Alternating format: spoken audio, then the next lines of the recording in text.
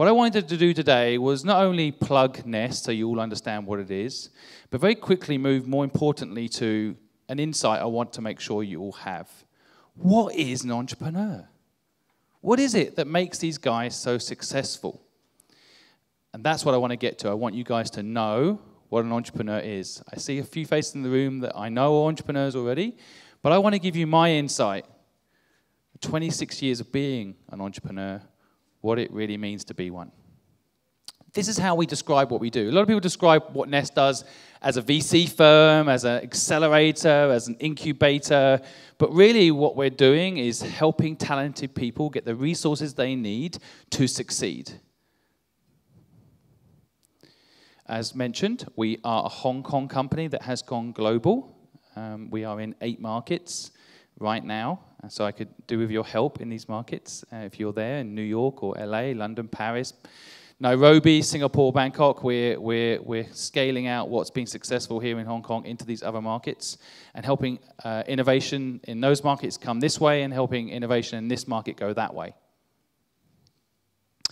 And this is the overview of our mission, really. We're trying to provide community space funding and services to help people achieve their life's purpose. At our core, as entrepreneurs, this is how we operate. This is, for those that aren't entrepreneurs and don't understand what's going on with all these entrepreneurs making so many massive businesses like Facebook, Twitter, Alibaba, Tencent. What is going on, right? How are they doing it? Sometimes you look at the revenue, they're like not even making money and they're worth billions. It doesn't make any sense. But at the core of it, all of these businesses is this concept of culture, purpose.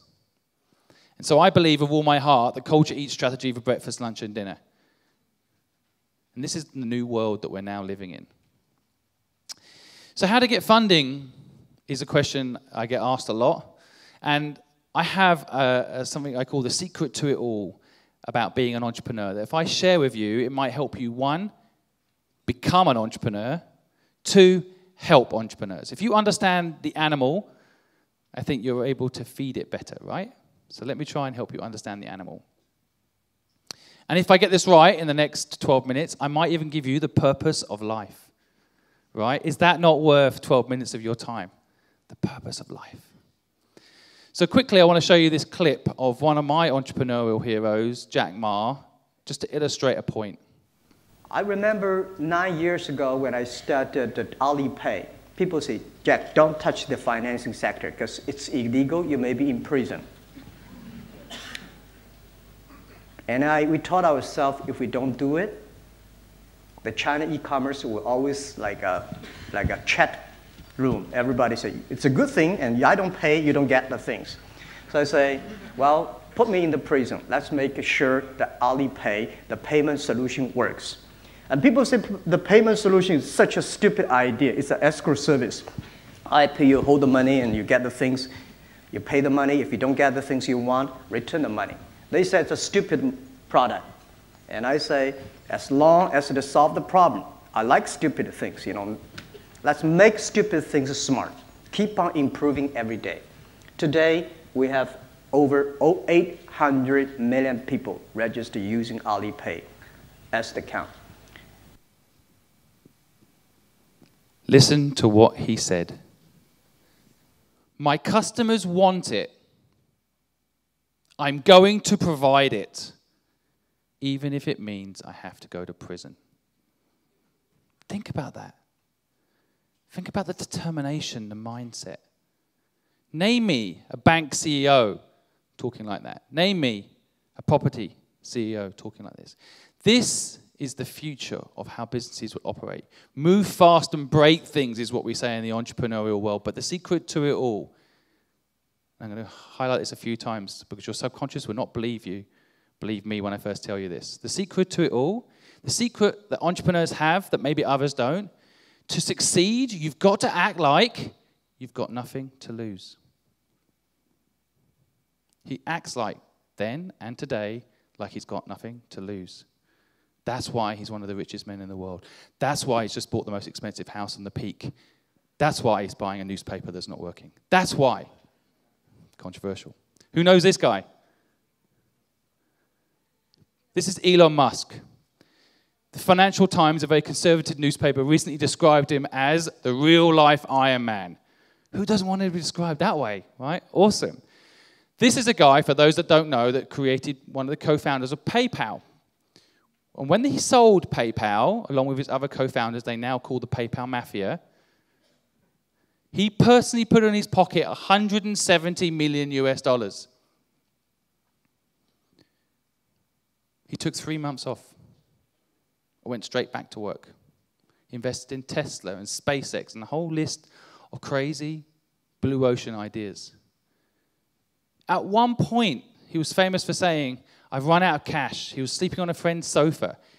Think about that. He took $170 million US, put it in his pocket, and went again? If he hadn't made it, you'd all be saying, what a loser, right?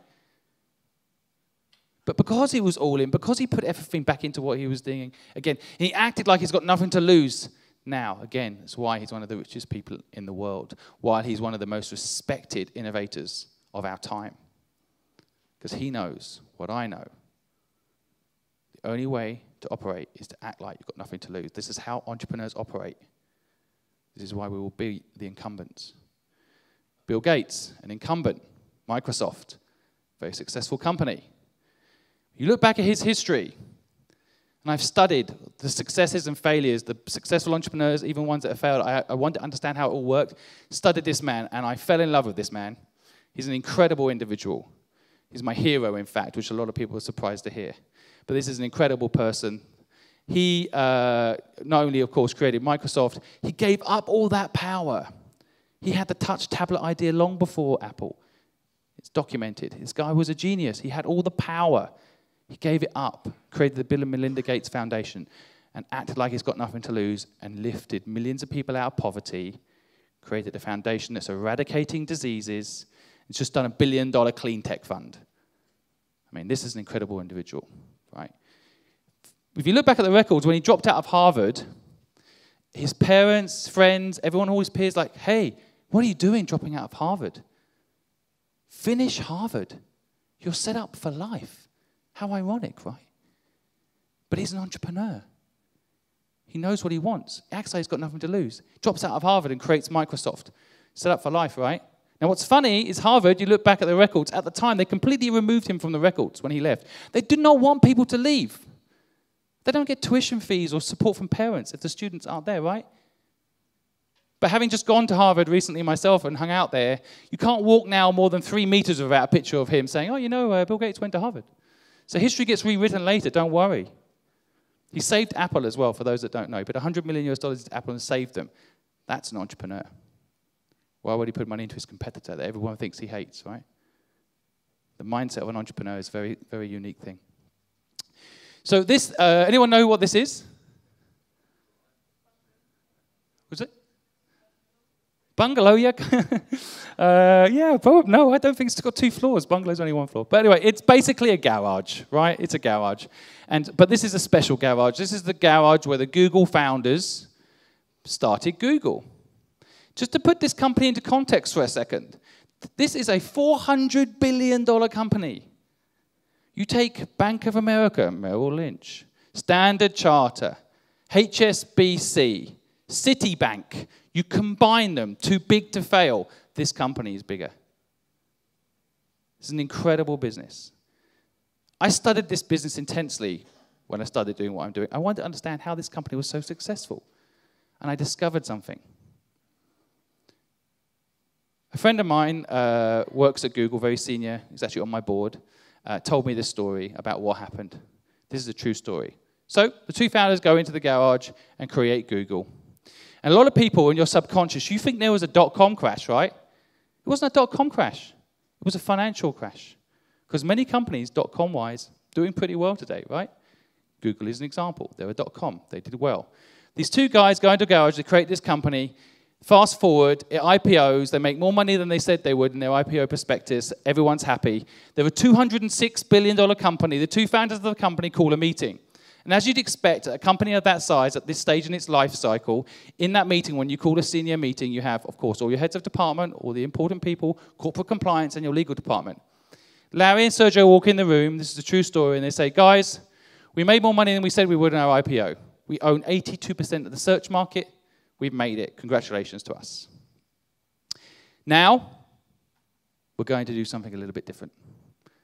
The first thing we're going to do is cars that drive themselves. There was silence in the room, and then one very brave lawyer felt he better do his job, put his hand up, and he said, Larry, I just want to understand, I wouldn't be doing my job if I didn't check this. So these cars that drive themselves, no steering wheel, so I'm just thinking, if that car, crashes, the person inside will sue us because it'll be our tech's fault. Is that right? And Larry and Sergio looked at each other and said, yeah, probably, yeah.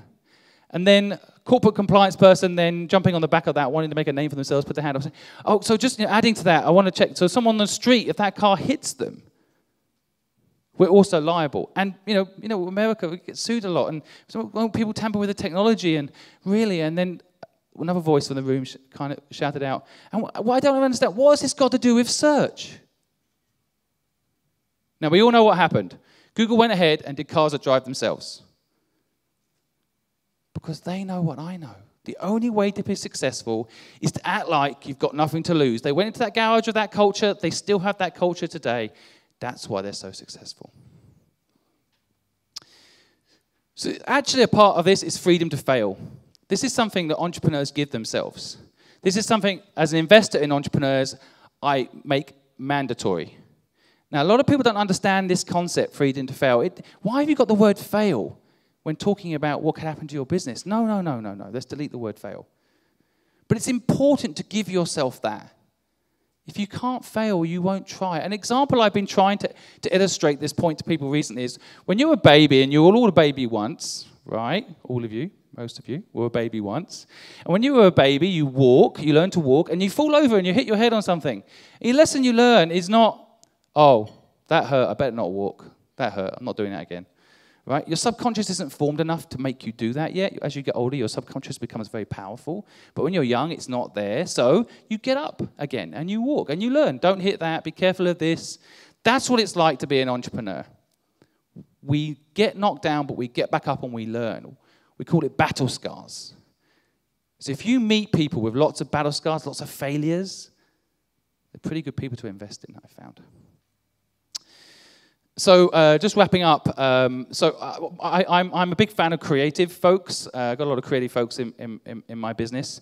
And my creative team came up with this graphic for Nest when we first started. And they were like, oh, so I was like, oh, really? I liked it as soon as I saw it. It made me smile. I don't know why, it just made me happy. But I said to my creative team, so the rat, is that me? They're like, no, Simon, that's the entrepreneur we're investing in.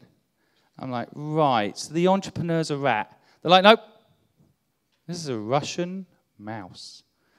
I'm like, right. And they're like, and there's more.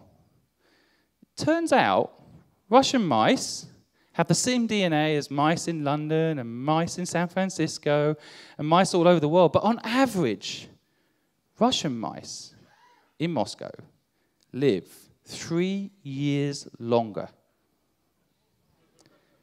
And the backup theory on this, and the scientific justification for this, is that stress, tension, and purpose, i.e. in their case survival, can actually make you live longer.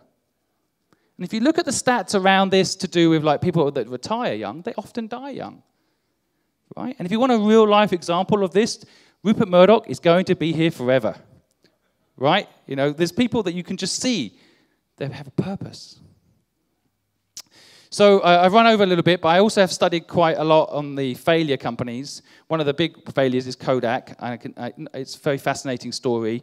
The thing I was most shocked about, not only did this company invent the digital camera and then buried it, because they were scared it would disrupt their business, which it did anyway, of course, we all know that. What was even more amazing to me in all the things about this company was this company was making the most amount of money just before it died, which seems quite shocking to people. But if you look at it, and I found that to be a trend in all these companies make a lot of money, then they die. If you're not investing in innovation, you're not diversifying, you're not thinking about the future, you can actually make a lot of money for a short period of time, and then you die.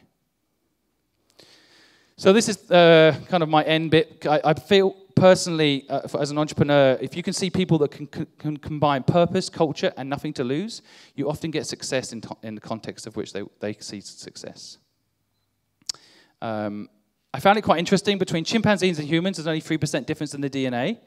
And then I thought to myself, often between success and failures, there's only 3% difference in the DNA, right? Google had the advertisers, they had the content people were searching for, they had the network globally.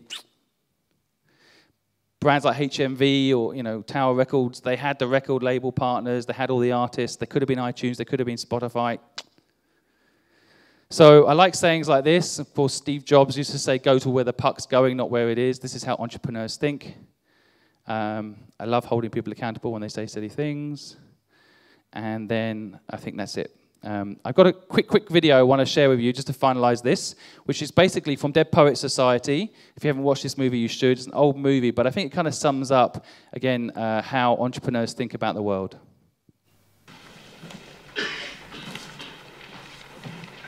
To the virgins to make much of time? Yes, that's the one. Somewhat appropriate, isn't it? Gather ye rosebuds while ye may, old time is still a-flying. And this same flower that smiles today, tomorrow will be dying. Thank you, Mr. Pitts.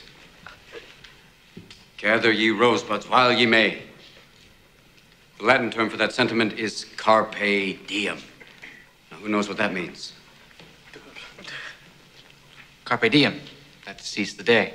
Very good, Mr. Meeks. Meeks. Another unusual name. Seize the day. Gather ye rosebuds while ye may. Why does the writer use these lines?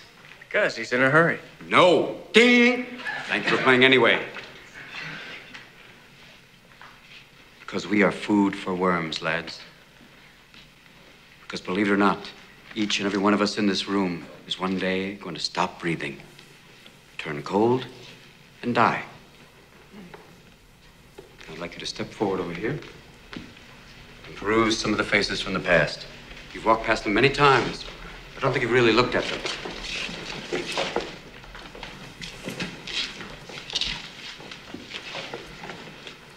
They're not that different from you, are they? Same haircuts, full of hormones, just like you. Invincible, just like you feel. The world is their oyster. They believe they're destined for great things, just like many of you. Their eyes are full of hope, just like you. Did they wait until it was too late to make from their lives even one iota of what they were capable? Because you see, gentlemen, these boys are now fertilizing daffodils. But if you listen real close, you can hear them whisper their legacy to you. Go on, lean in. Listen. You hear it?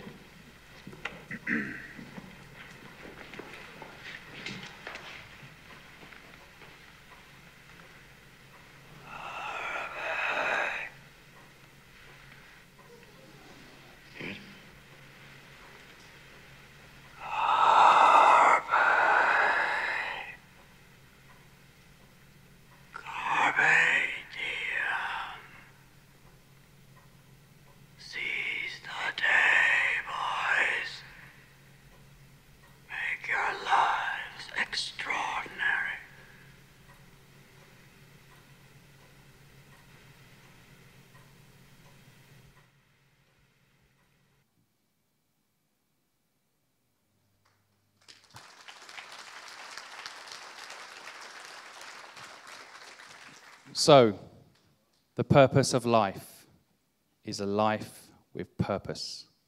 Thank you for listening to my presentation.